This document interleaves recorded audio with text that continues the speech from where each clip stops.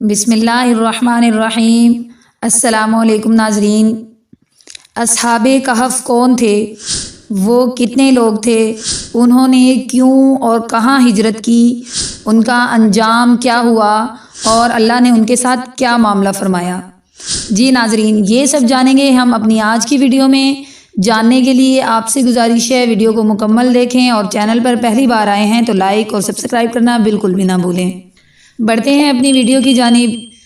ناظرین، اصحاب کہف چند نوجوان تھے جو دین حق کی طرف مائل ہوئے اور ہدایت پر آ گئے۔ کہتے ہیں کہ ان میں سے بعض کے کانوں پر بال تھے۔ یہ متقی، مومن اور راہ یافتہ نوجوانوں کی جماعت تھی۔ اپنے رب کی وحدانیت کو مانتے تھے، اس کی توحید کے قائل ہو گئے تھے اور روز بروز ایمان و ہدایت میں بڑھ رہے تھے۔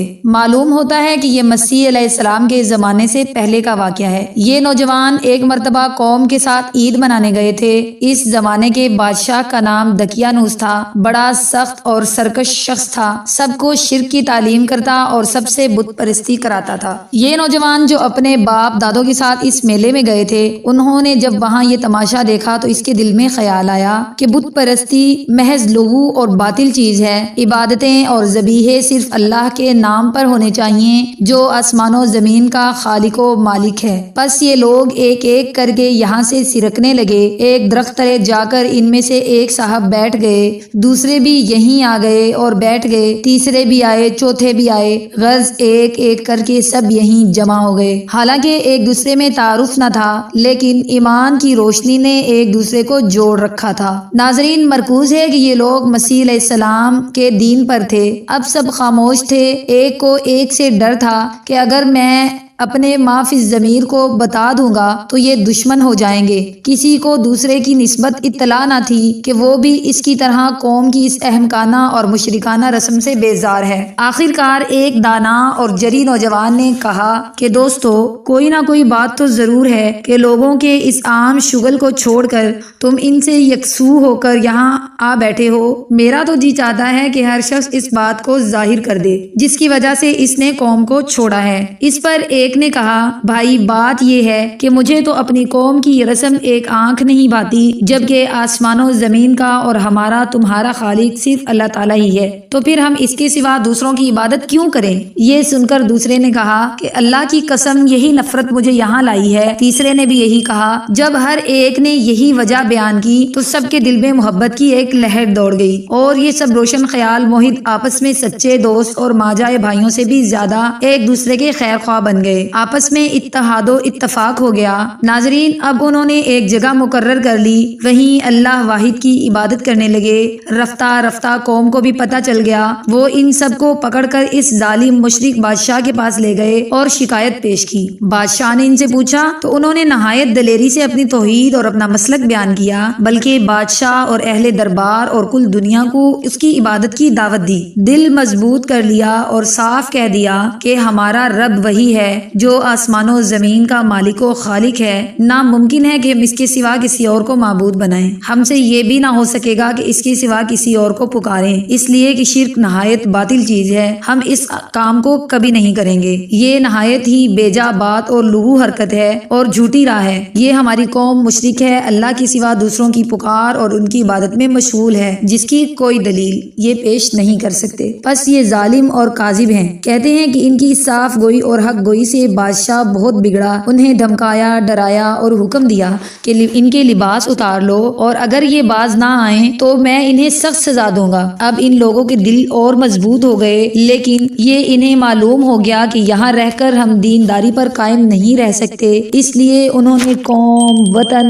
دیس اور رشتے کنبے کو چھوڑنے کا پختہ ارادہ کر لیا۔ جب اصحاب کہف دین کے بچاؤ کے لیے اتنی اہم قربانی پر آمادہ ہو گئے تو ان پر رب رحمت نازل ہوئی۔ فرما دیا گیا کہ ٹھیک ہے، جب تم ان کے دین سے الگ ہو گئے تو بہتر ہے کہ جسموں سے بھی ان سے جدا ہو جاؤ۔ جاؤ تم کسی غار میں پناہ حاصل کرو تو تم پر تمہارے رب کی رحمت کی چھاؤں ہوگی، وہ تمہیں تمہارے دشمنوں کی نگاہوں سے چھپا لے گا اور تمہارے کام میں آسانی اور راحت مہیا فرمائے گا۔ پس یہ لوگ موقع پا کر یہاں سے بھاگ نکلے اور پہاڑ کے غار میں چھپ رہے۔ ناظرین، بادشاہ اور قوم نے ہر چند ان کی تلاش کی، لیکن کوئی پتہ نہ چلا۔ اللہ نے ان کے غار کو اندھیرے میں چھپا دیا۔ یہ نوجوان طویل عرصے تک سوتے رہے۔ موسم کی تبدیلی نے ان کے وجود کو کوئی نقصان پہنچایا اور نہ ہی لباس کو۔ وہ غار ایسا تھا کہ تم سورج کو نکلتے دیکھتے تو وہ ان کے غار سے دائیں طرف ہٹ کر نکل جاتا اور جب غروب ہوتا تو ان سے بائیں طرف کترا کر چلا جاتا، اور وہ اس غار کے ایک کشادہ حصے میں سوئے ہوئے تھے۔ یہ سب کچھ اللہ تعالیٰ کی نشانیوں میں سے ایک نشانی ہے۔ یوں وہ دھوپ وغیرہ سے محفوظ رہے۔ ان کے سونے کی کیفیت بھی عجیب تھی۔ انہیں فرشتے کروٹ دیتے رہتے، تم انہیں دیکھ کر یہ سمجھتے کہ وہ جاگ رہے ہیں، حالانکہ وہ سوئے ہوئے تھے،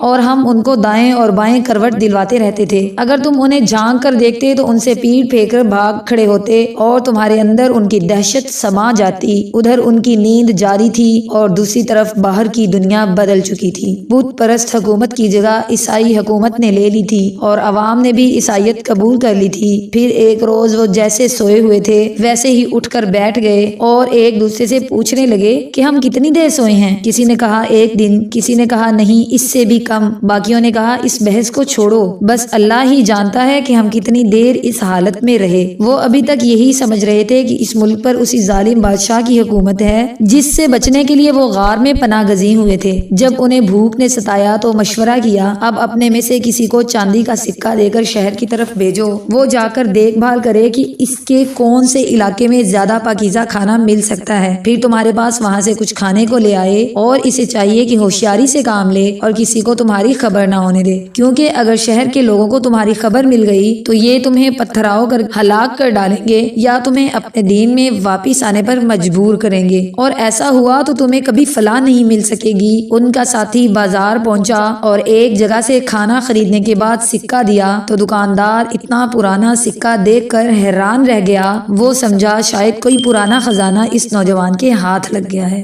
یہ بات لمحوں میں پھیل گئی، یہاں تک کہ اس نوجوان کو بادشاہ تک پہنچا دیا گیا۔ بادشاہ کو اس واقعے کا علم تھا کہ ایک زمانے میں چند نوجوان اپنا دین بچانے اور بادشاہ کے ظلم و ستم سے محفوظ رہنے کے لیے کہیں روپوش ہو گئے تھے، کیونکہ سرکاری ریکارڈ میں موجود ایک تختی پر یہ سب کچھ لکھا ہوا تھا۔ جب تحقیق کی گئی تو سب کچھ سامنے آ گیا۔ اب کیا بادشاہ اور کیا عوام، سبھی ان نوجوانوں کے گرویدہ ہو گئے اور ان کی خوب آؤ بھگت کی گئی۔ لوگ جوک در جوک ان کی زیارت اور ملاقات کے لیے غار پہنچ گئے۔ وہ نوجوان بادشاہ اور عوام کی جانب سے درخواست کے باوجود شہر میں رہنے کے بجائے دوبارہ غار میں چلے گئے اور وہیں ان کا انتقال ہوا۔ جب شہر تک خبر پہنچی تو لوگ جمع ہو گئے اور ان کی تدفین وغیرہ کے حوالے سے مختلف منصوبے بنانے لگے۔ پھر وہ وقت بھی آیا جب لوگ ان کے بارے میں آپس میں لڑ جھگڑ رہے تھے۔ چنانچہ کچھ لوگوں نے کہا کہ ان پر ایک عمارت بنا دو، ان کا رب ہی ان کے معاملے کو بہتر جانتا ہے۔ آخرکار جب لوگوں کو ان کے معاملات پر غلبہ حاصل تھا، انہوں نے کہا ہم تو ان کے اوپر ایک مسجد ضرور بنائیں گے۔ یوں غار کا دہانہ بند کر کے اس کے اوپر ایک عبادت گاہ بنا دی گئی۔ جی ناظرین، یہ لوگ اصحاب کہف کے نام سے مشہور ہوئے۔ ناظرین، اس واقعے سے ہمیں یہ سبق ملتا ہے کہ اللہ کے بتائے ہوئے راستے پر چلتے ہوئے جتنی بھی مشکلات آئیں گھبرانا نہیں چاہیے۔ اگر ہجرت بھی کرنی پڑے تو ڈٹے رہیں، اللہ پاک خود ہماری حفاظت فرمائے گا۔ اللہ پاک آپ کو اور ہمیں اصحاب کہف کی طرح ثابت قدم رکھے اور اپنے دین کے لیے چن لے۔ آمین ثم آمین۔